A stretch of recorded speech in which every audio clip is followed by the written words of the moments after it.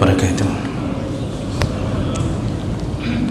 إن الحمد لله نستعينه ونستغفره ونعوذ به من شرور أنفسنا ومن سيئات أعمالنا. من يهده الله فلا مضل له ومن يضلل فلا هادي له.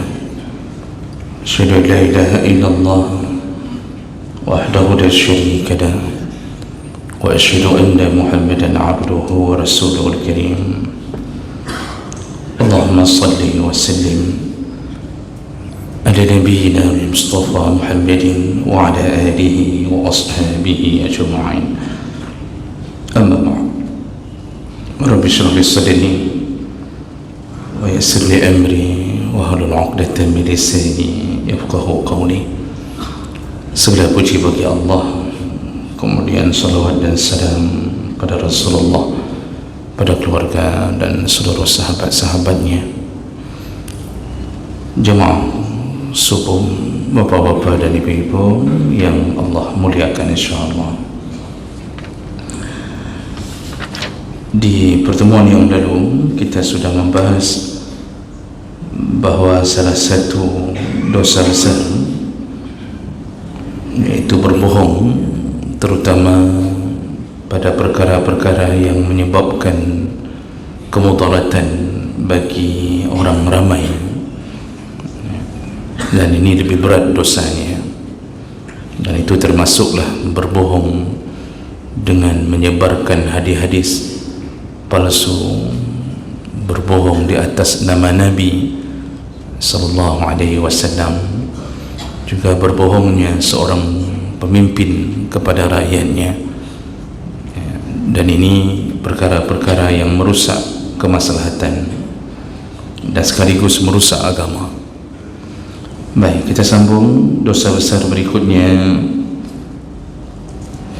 yaitu al-julus ma'a syurbatil khamar wa ghairihim minal fusaq, yaitu bermajlis atau duduk-duduk bersama para peminum khamar dan orang-orang fasik di antara mereka.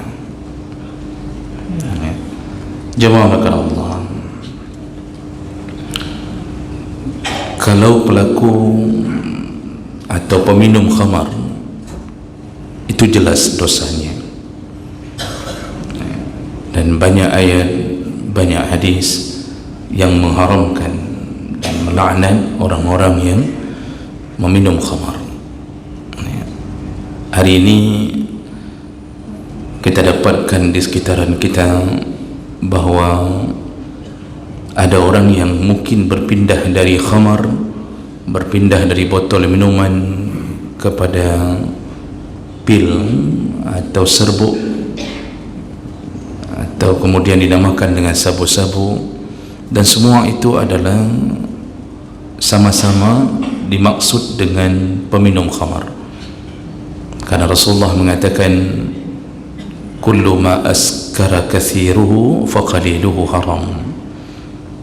Apa saja yang bisa menyebabkan mabuk, kalau digunakan banyak mabuk, maka yang setetes pun atau yang sedikit pun juga dianggap haram, walaupun tidak memabukkan. Jadi semua yang mabuk, dan bisa jadi dalam keadaan kita sudah terbiasa sehingga tidak lagi memabukkan, tapi kalau digunakan dalam keadaan banyak dia mabuk, maka hukumnya tetap haram dalam bentuk apapun. Narkoba dalam bentuk apapun. Nah, ini perkara yang sampai Nabi mengatakan 10 orang terlibat dalam khamar ini dosanya sama.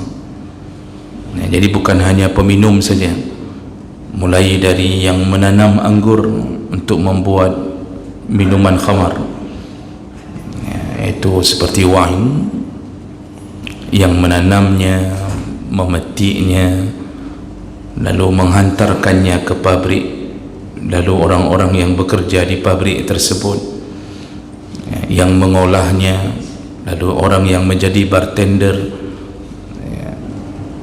orang-orang yang mencampurkan antara satu minuman dengan minuman sehingga menjadi khamar, sampai yang menuangkannya, yang menjual, membeli, sampai yang menuangkannya ke dalam gelas, maka semua mereka sama dosanya. Jadi bayangkan rentetan dari khamar, 10 orang berikutnya berdosa, maka tidak boleh menjadi salah satu yang mempunyai koneksi terhadap khamar. Semua pekerjaan begitu Bapak Ibu. Kita tidak mencuri, tetapi kita menjadi penadah barang curian, maka dosanya sama dengan pencuri tersebut.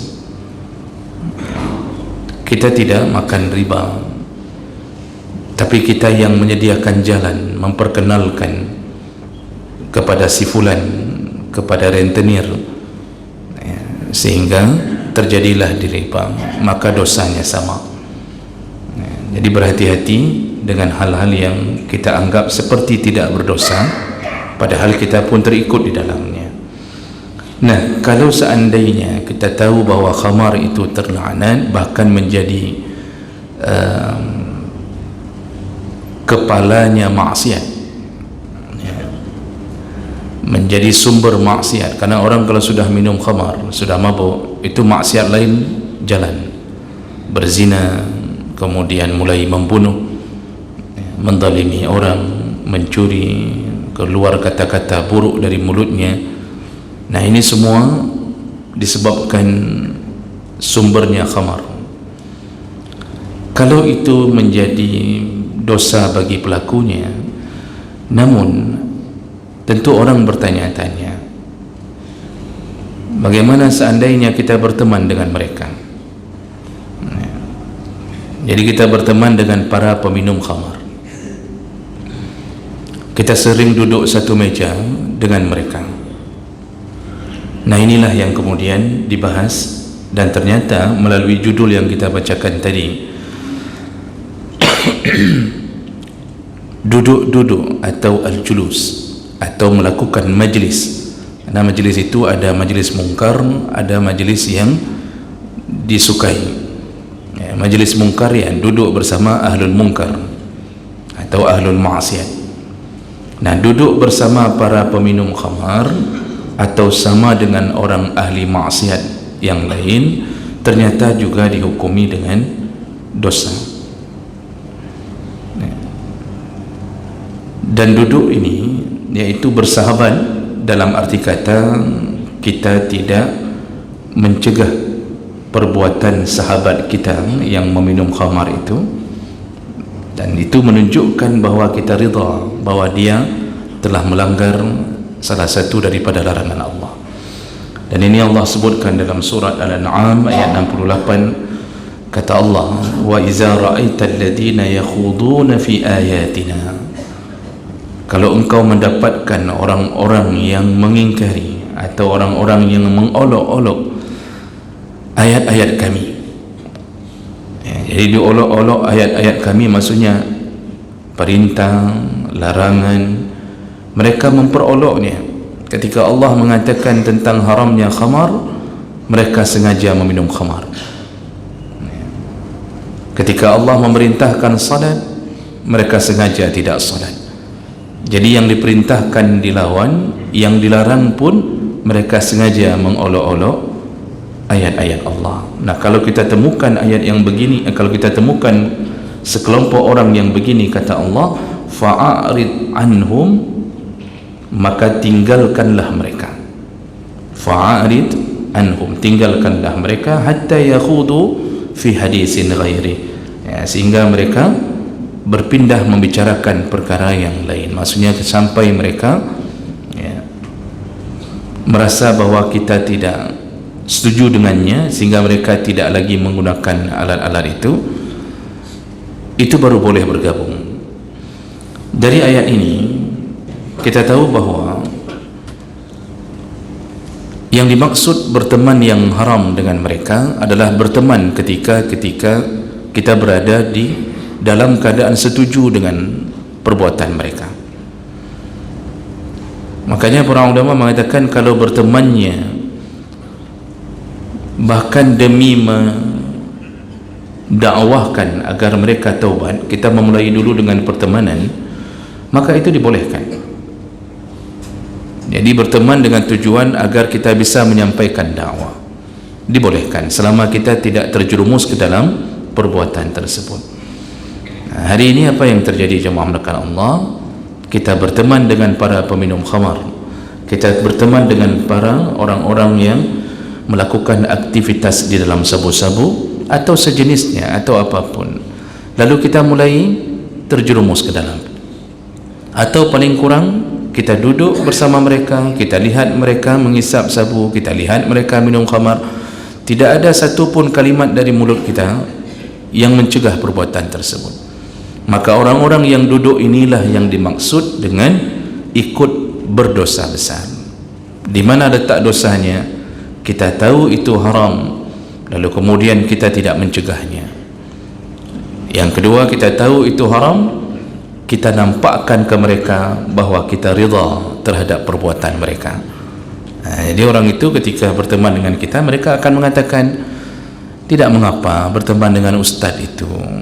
Ustaz tu kalau datang dengan kita, duduk bersama, dia faham kali bahawa kita begini dan begini, tapi dia tidak pernah larang.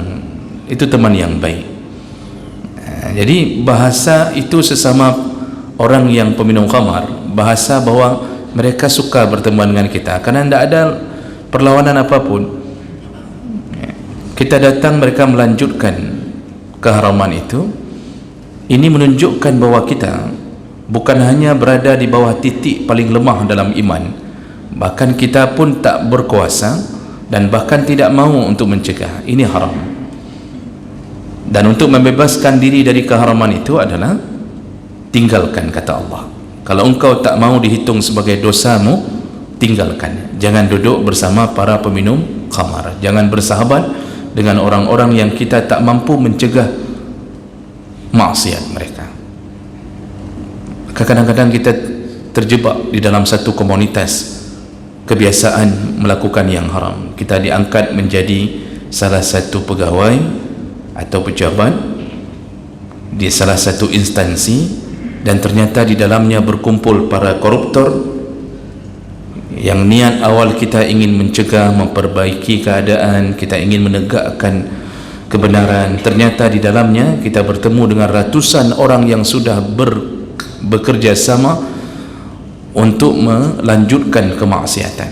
Akhirnya kita pula yang tercampak dari komunitas itu. Kalau engkau tak mampu mencegah, kata Allah, engkau tak ada kuasa atau engkau bahkan takut terjerumus, maka tinggalkanlah. Ini nasihat Allah. Paling kurang kita terbebas dari anggapan bahawa kita ridha terhadap amalan mereka. Ini banyak sekali. Kalau kita luaskan urusan, Pak, banyak sekali urusan seperti ini. Orang yang kadang-kadang berada di luar negeri itu, kalau dia kadang-kadang kuliah di Jerman atau di daerah-daerah negara kafir, dan mereka punya kebiasaan kalau berkumpul minumannya adalah khamar. Lalu kita hanya karena faktor pertemanan, kita duduk bersama mereka di atas satu meja yang dihidangkan khamar. Walaupun kita tak minum, tapi mereka menganggap bahawa sama kamu tidak ada masalah kan, kami minum begini. Kita terpaksa menjawab, tidak ada masalah, lanjut saja, lanjut aja. Jadi hal-hal begini kita harus waspadai. Berada di tempat maksiat dan kita tak berbuat apa-apa, maka kita dihitung bahagian daripada mereka. Rasulullah sallallahu alaihi wasallam, hadis dari Umar bin Khattab radhiyallahu anhu, Rasulullah sallallahu alaihi wasallam an mut'amina 'anil julus ala ma'idatin yashrabu 'alayha al-khamar wa ay ya'kula ar-rajul wa huwa munbatikhun 'ala batni. Rasulullah sallallahu alaihi wasallam itu melarang dua perkara dalam hadis riwayat Abu Daud dengan derajat yang sahih. Yang pertama, kata Rasulullah, yaitu duduk di atas maidah, duduk-duduk bersama ya, di maidah, iaitu di meja makan yang di atasnya tersedia minuman khamar. Ini yang dilarang oleh Nabi sallallahu alaihi wasallam. Nanti yang keduanya adalah wa ayyakul rajul wa huwa munbatih ala batni, iaitu dilarang seseorang makan dalam keadaan posisi tengkurap atau tertelungkup. Artinya sering makan, bisa jadi snack dengan keadaan tidur tertelungkup, mungkin sambil menikmati tontonannya atau sedang bekerja di laptopnya, lalu dia merebahkan diri dalam keadaan tertelungkup, lalu dia makan, mungkin bantal di dadanya, dia makan. Itu hal yang dilarang oleh Nabi sallallahu alaihi wasallam. Tapi intinya yang kita ingin katakan bahawa hadis ini ingin dinyatakan oleh Nabi, jangan duduk bersama para ahli maksiat. Dalam hadis riwayat Tirmizi dan Ahmad dengan derajat yang hasan, Rasulullah sallallahu alaihi wasallam pun menyebutkan, man kana yu'minu billahi wal yawmil akhir fala yajlis ala ma'idatin yudaru 'alayha bil khamar. Barang siapa yang beriman kepada Allah dan hari akhir, maka janganlah dia duduk di atas ma'idah, artinya di meja makan yang di atasnya diedarkan khamar. Dan ini hadis-hadis ini menunjukkan kita yang bermasalah. Kalau mereka memang sudah menjadi pelaku dosa, tapi kita bermasalah. Dan seperti kita sebutkan tadi, ini meluas dalam semua perkara, hukumnya sama. Kita berada di dalam satu komunitas yang kita tahu ini para pelaku riba. Kita bergabung dengan komunitas-komunitas para koruptor. Kita tak bicara apapun, kita ridha dengan perbuatan mereka. Ini dosa besar. Yang anehnya, orang diberi kuasa tapi kemudian dia tidak mencegah maksiat apapun, bahkan dia meridhakannya. Bayangkan bagaimana bisa seorang yang mengetahui halal haram lalu diam di saat diberi kuasa, dia tidak berbuat apapun untuk mencegah haram tersebut.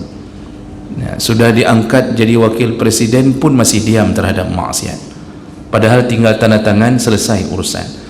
Sudah diangkat jadi ketua para ulama misal di satu daerah, tapi maksiat yang selayaknya dia berhasil cegah, dia tak cegah, malah dia duduk bersama orang-orang yang kemudian melakukan maksiat tersebut. Maka tak boleh bergabung.